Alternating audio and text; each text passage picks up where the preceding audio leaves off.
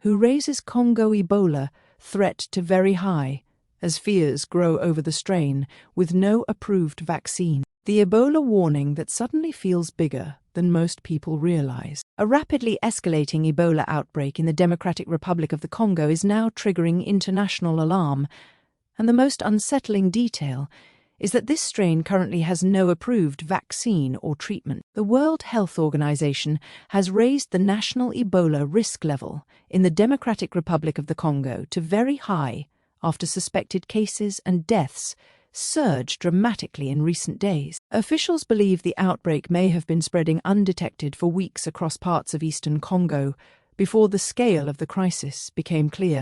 The outbreak involves the Bundibugyo strain of Ebola, a rarer version of the virus that health agencies say currently lacks an approved vaccine or targeted treatment. That single detail is one of the biggest reasons global concern has escalated so quickly. Unlike previous Ebola outbreaks, authorities can now deploy vaccines rapidly, but they are dealing with a more uncertain and potentially harder to control situation. The numbers behind the alarm are getting worse fast. Officials say they are now investigating hundreds of suspected infections across eastern Congo, with suspected deaths also rising sharply. The WHO has warned that the outbreak could be significantly larger than currently detected due to underreporting, insecurity in affected regions, weak medical infrastructure, and distrust of authorities in some communities. Some areas have already imposed emergency restrictions. Authorities in Ituri province,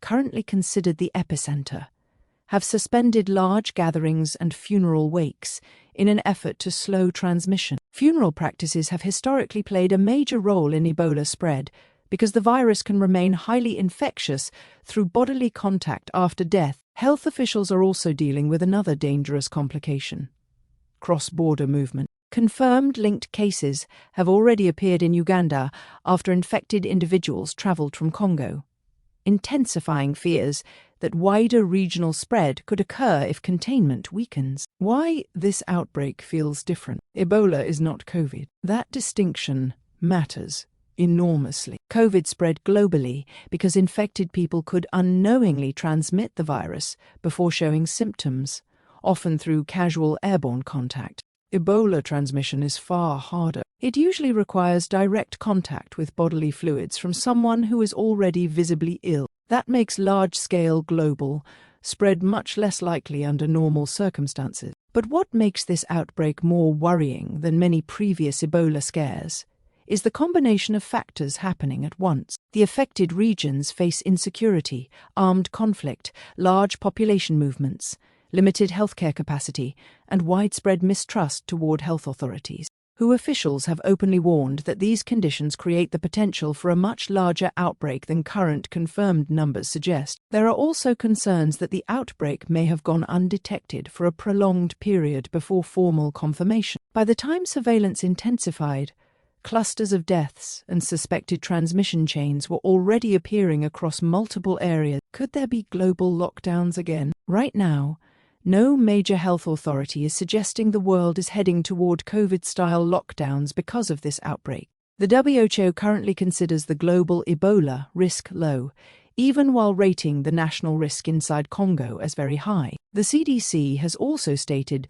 that the risk of spread to the United States remains low at this stage. That said, the psychological impact of the word Ebola is enormous. The disease's high fatality rates, severe symptoms, and historic imagery from previous outbreaks immediately trigger memories of pandemic panic and worst-case scenarios. The danger is not necessarily that the world suddenly enters another COVID-era shutdown.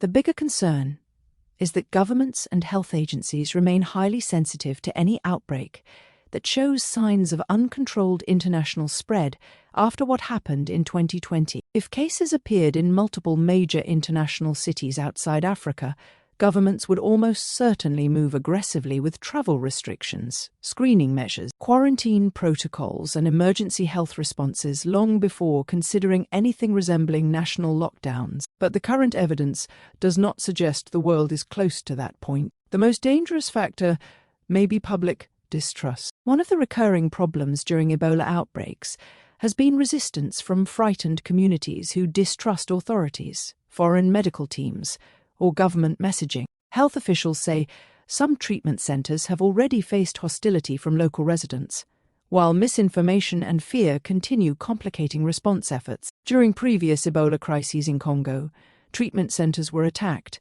and health workers were killed. That history matters because Ebola containment depends heavily on trust, contact tracing, isolation, and rapid reporting. If infected individuals avoid medical teams or communities refuse containment measures, outbreaks become much harder to control quickly. WHO officials have repeatedly stressed that controlling the outbreak is not just about medicine, it is about logistics, surveillance, local cooperation, and preventing panic before mistrust accelerates the spread further. The shadow of COVID is hanging over every health crisis now. The reason this story is exploding globally is not just Ebola itself, it is what COVID changed psychologically. Before 2020, many people viewed outbreaks happening overseas as distant problems unlikely to affect daily life elsewhere. COVID shattered that assumption completely. Now, any disease outbreak involving words like emergency, international concern,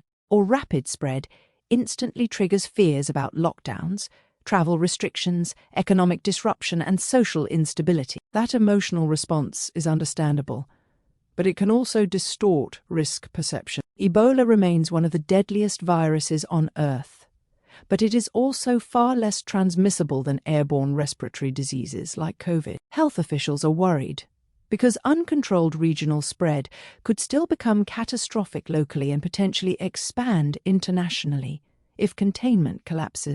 That is very different from saying the world is on the verge of another global shutdown. Still, the outbreak is serious enough that international agencies are escalating warnings aggressively rather than waiting for the situation to deteriorate further. And after the lessons of COVID, governments know the political cost of reacting too slowly can be enormous. The question everyone is quietly asking, the most uncomfortable question underneath this story, is whether modern health systems are actually prepared for another major international outbreak crisis if one emerges unexpectedly. COVID exposed how fragile supply chains, hospitals, public trust, and government coordination could become under sustained pressure. Ebola is a very different virus, but the fear surrounding it taps directly into the same global anxiety. The sense that the next emergency may already be developing before the world fully understands it. For now, health agencies insist the global risk remains low. But the WHO does not casually use the phrase very high. And when officials start warning about underdetection, cross-border spread, missing vaccines, and rapidly escalating suspected deaths all at once, the story inevitably becomes much bigger than a regional outbreak headline.